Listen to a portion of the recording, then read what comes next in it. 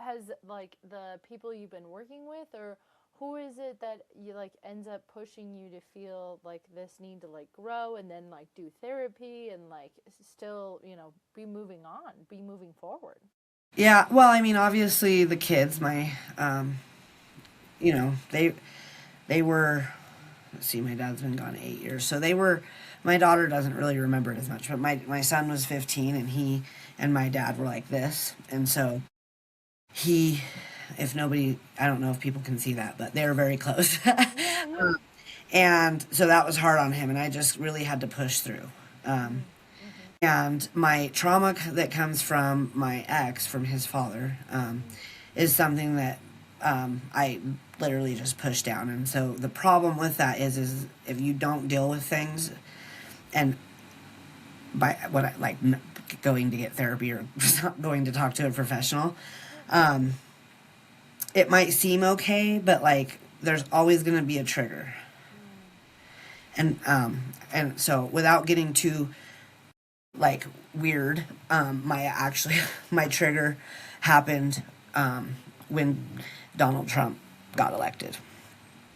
And the reason why that is because him and my ex are like two peas in a pod all the way down to the pedophilia. So it's very triggering for me. Yeah. Yeah.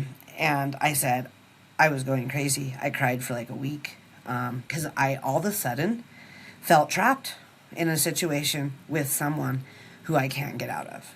With someone, and I can't get out of that situation, and I felt trapped. Mm-hmm. And so I said, I got to do something about this. Like this, I can't do this. I have other people, my kids, my family, hit 30 clients, my coworkers, like Everyone people shares depend on lives. me. Yeah. Yeah. And if I'm like a hot mess on 24/7, and Oh. people clearly see I'm kind of a person who just wears that I'm an open book. So people know more about me than they should probably, but um I just knew that I could no longer run from it.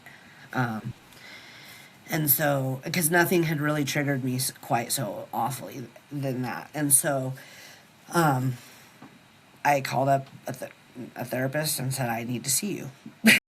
Yeah. And I've been seeing her nearly every week for a year, over a year now, and it's been the best thing that I've ever done. So that's why I'm really big about it's not just about what you look like or what you can do. Like you have to take care of yourself as a whole, as a whole unit, not just your physical part. Because if your physical part doesn't change, I mean, if your mental part isn't changing, then your physical part may not, or it might. And then you think, this is the one thing that, speaking of this, many people say, if I could just get to 150 or whatever their magic number is, you know what I'm saying? Mm-hmm. I would be happy.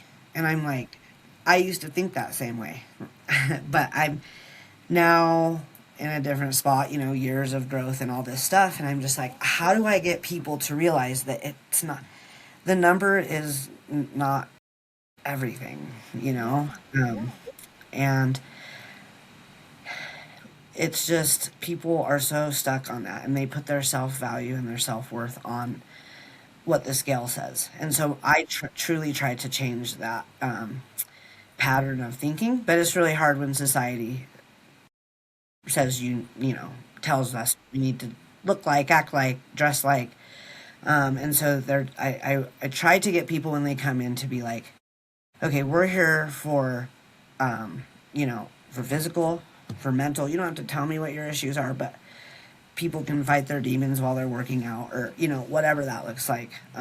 We've had people cry during class through the whole class because they're going through stuff, and nobody people just leave them alone and let them do their thing, and Yeah. they know that we're there for them. I've been one of those people, um, but yeah. So I just think that I wish fitness was geared towards the whole health, Yeah. instead of just one thing or another. Yeah. Absolutely.